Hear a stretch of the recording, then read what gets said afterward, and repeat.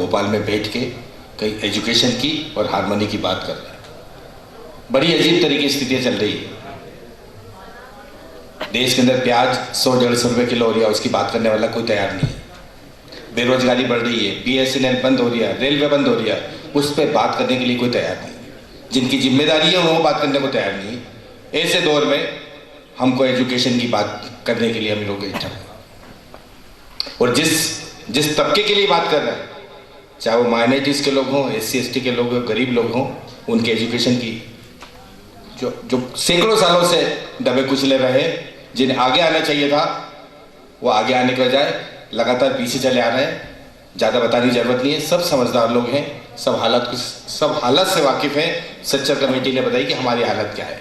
ऐसे हालात के अंदर अगर हम हमारे बच्चे जो है उनको, उन नौजवानों को अगर उनकी हौसला अफजाई करने के लिए आज इकट्ठे हुए हैं तो बहुत बड़ी बात है।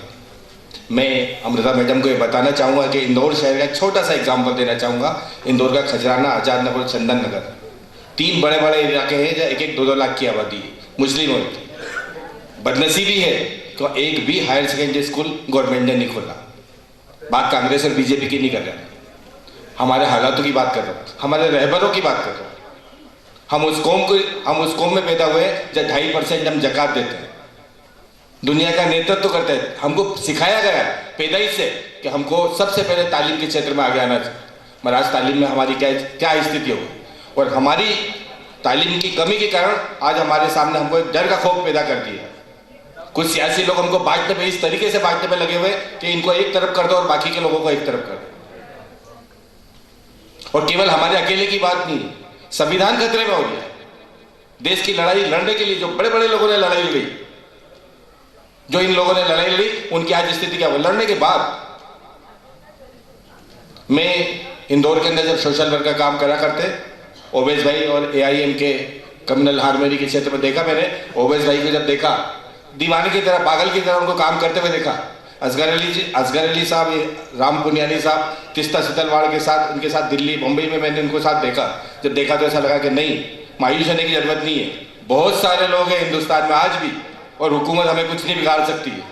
केवल आपके जैसे जो चुनिंदा है, कन्हैया कुमार जैसे चुनिंदा लड़के हैं जो ये बोला करते हैं कि ये जो बीज है, हम मुट्ठी भर बीज हिंदुस्तान में फेंकेंगे और इनकलाब की फसल पूरे देश में उगेगी, पूरे देश के अंदर फैलेगी। किसी से डरने की जरूरत नहीं है, किसी से डरने की जरूरत नहीं है। जो हमारा भाईचारा है हजारों सालों का, जो हमारे भाईचारे की जो कहानियां हैं, गंगा यमुना तहजीब की जो कहानियां हैं, उस तहजीब को हमको आगे मिल के साथ में किसी भी स्थिति में आगे बढ़ाना है। अगर हम नहीं बढ़ाएंगे तो जो देश के अंदर बंटवारा करना चाह रहे हैं सारी दुनिया के अंदर में, हमारे इस देश को, देश किसी के बाप का नहीं है, देश हमारा, इस हमारे देश को सारी दुनिया में नीचा दिखाने की बात कर रहे हैं। हमको उनसे बदला लेना है, उनकी अकल ठिकाने लगाना है। जो हमारे मुल्क के आसपास के जो छोटे छोटे देश है, श्रीलंका, नेपाल, म्यांमार, बांग्लादेश, पाकिस्तान, उनसे दुश्मनी बिना काम से कर रहे हैं, जिनके साथ हमको भाईचारे की बात करना चाहिए। हमें इंडो पाकिस्तान दोस्ती की बात करना चाहिए, वो दोस्ती के बजाय नफरत की बात कर रहे हैं। हमें उनसे हिसाब लेना है, और हिसाब किसी एक कौम नहीं ले सकती। कुछ लोग चाह रहे हैं कि हमको मुसलमानों को एक तरफ कर रहे हैं, मगर हमको एक तरफ नहीं होना है। संविधान को बचाने के लिए, देश को बचाने के लिए सामूहिक रूप से जिस तरीके से 50 अलग अलग यूनिवर्सिटी के लड़के जो निकल के आ रहे हैं और वो जो देश का नेतृत्व कर रहे हैं, हमको उनकी हौसला बढ़ाना है, हमको उनको आगे बढ़ाने का काम कर रहे हैं। कल रात को मुंह पे कपड़ा बांध के कौन लोग हैं जो बच्चों के अंदर, कॉलेज के अंदर, हॉस्टल के अंदर जाके मार रहे हैं? क्या देश समझ नहीं दिया?